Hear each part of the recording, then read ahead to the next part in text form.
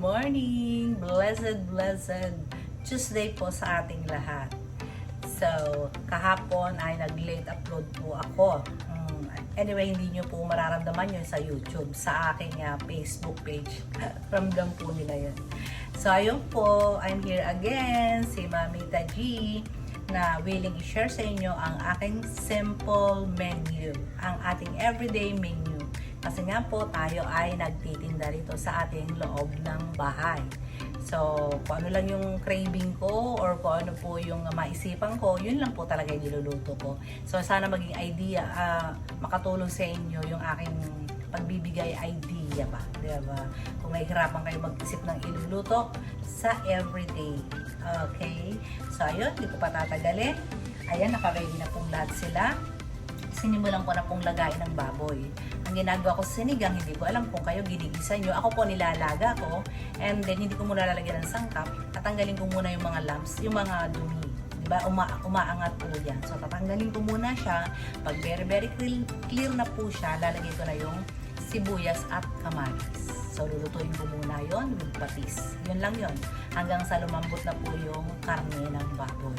Sa part ng baboy, and anything naman pwede, di ba? Kung anong part ang gusto nyo, kung saan kayo masaya, yun ang gawin natin. Di ba? Yung iba gusto mataba. Iba gusto liempo. Iba ayaw. Gusto limit lang talaga. Di po ba?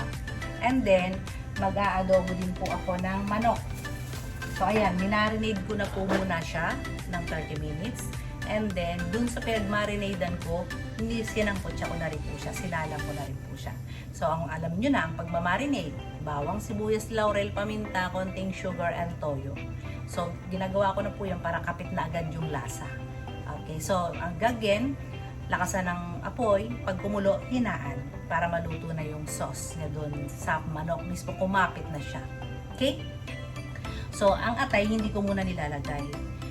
Kasi ang atay po is, hindi ko alam kung alam niyo po itong tip na to, naninipsip po siya ng juice.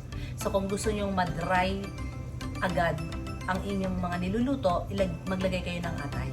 Siya po at saka patatas, ang bilis niyang sumipsip po ng mga sauce, mga sabaw, magda-dry. So, kaya ihuhuli po natin siya at saka para hindi po siya madulo. Atay ng manok. Mga tip ko mga madam. So, ayan, waiting tayo, naka-ready na yung sangkap ng ating pangsigang. And mamaya sa ating toge, ang aking all-time favorite lagi, mabili po sa akin to, ginisang toge, kasi medyo crunchy ang luto ko. So, ang nilagay ko lang tong sahog dyan ay tokwa at saka ang ating kikiam. Ayan, yan lang po ang sahog ko dyan. And then, ang panumpalasa ko is oyster sauce. Ayan, tapos nilagyan ko siya ng konting chicken powder, pepper, and sugar. Yun lang po.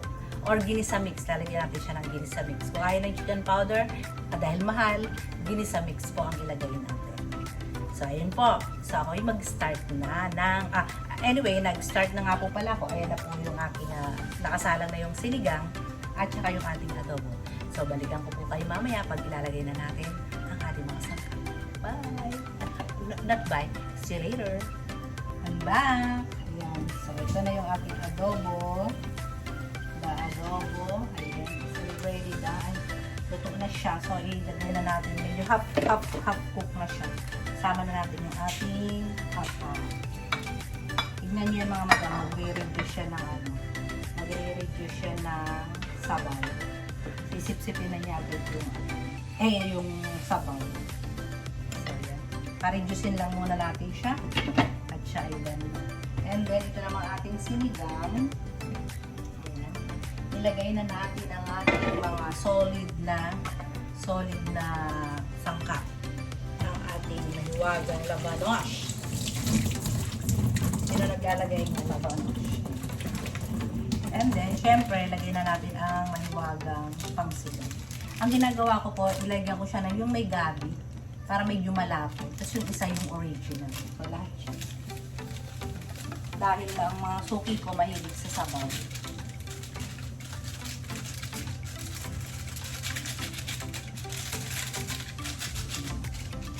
Pakukuluan lang natin yan parehas.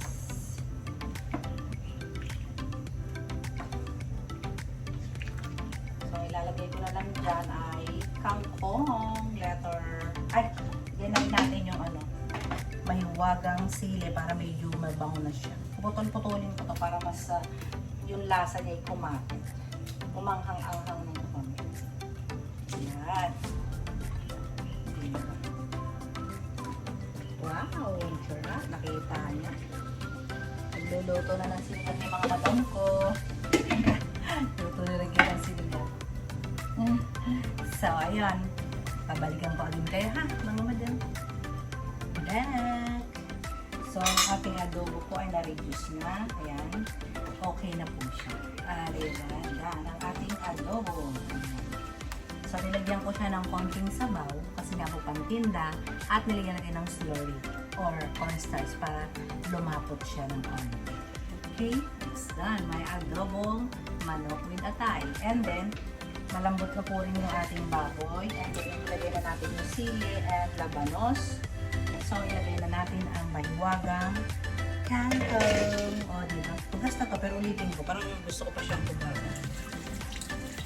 Dapat ang kangkong natin or gulay ay tugas na tugas lagi. Diba? Para ligtas tayo sa mga anek-anek. Lagi naman ang kangkong. Diba? Yung iba dyan, dito ko sa nilabag sa basa. Kinukuha. Hugas-hugas. Diba? Yan na natin.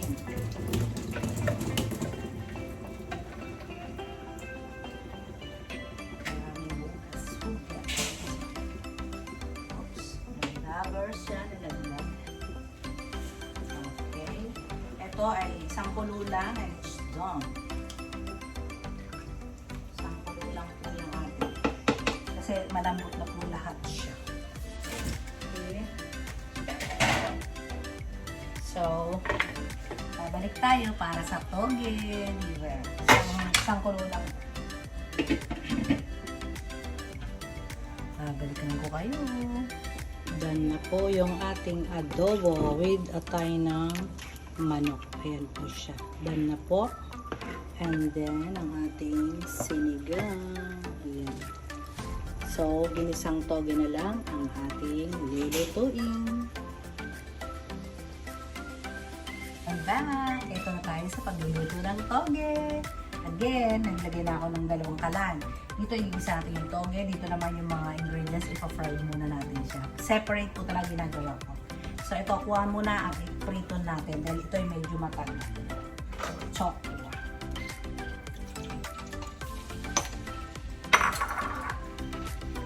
Siya yung unahin natin. And then, sa kabila tayo magigisa ng toge.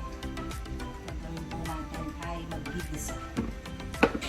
So, unahin natin si bawang or the toge. Unahin natin ang bawang.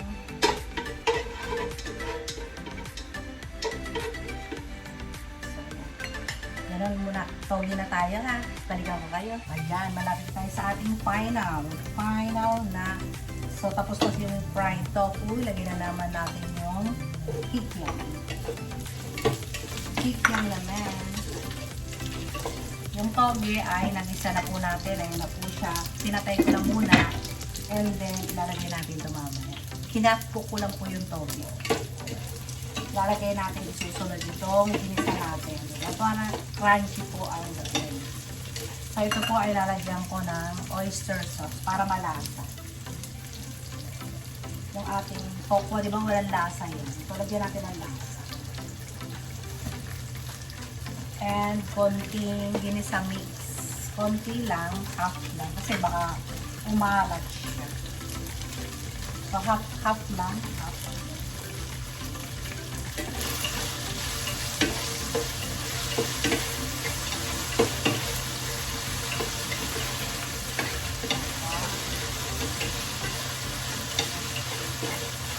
And then, ilagay natin ang ating ginisang, sitaw and carrots. Dagdag kulay. Yan. So, makulay. Makulay ang buhaw. Konting gisa-gisa, ilalagay na natin siya here.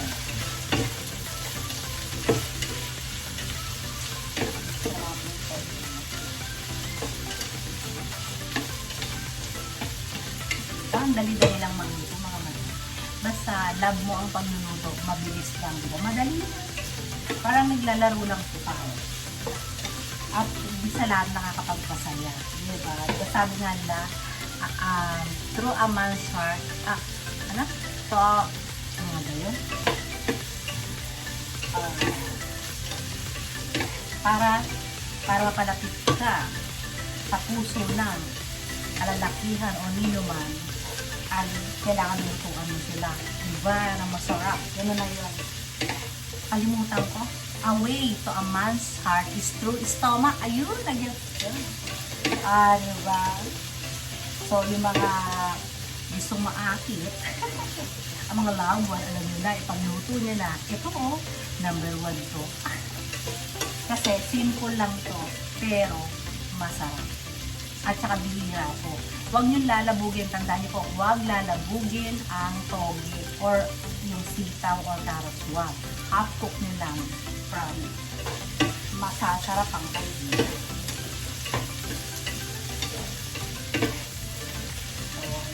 Kaya mga tapan natin para medyo huwag masyadong mahilaw. Isang takip mo. Isang malupit na takip lang yun. And then, i-mix na natin yan. So, yun na. Luto na ang ating yung mixed gulay. So, i-mix ko na siya dito sa ating toge. Yun. O, diba? Ganyan lang mga madam. So, i-mix ko lang po yan later. So, ay mga madam, we're done na naman po, diba? It's so mabilis. Yung talagang step by step na papanoorin nyo po is super dali. Diba? Ang dami nyong sa napakaiksing oras, napakarami nung naluto. Dahil napakadali lang po niya talaga. So, lalo sa mga beginners dyan, I hope magustuhan nyo itong ating menu for today na sinigang na baboy, adobong manok with atay, and ginisang toge. So again, maraming salamat sa inyong panonood.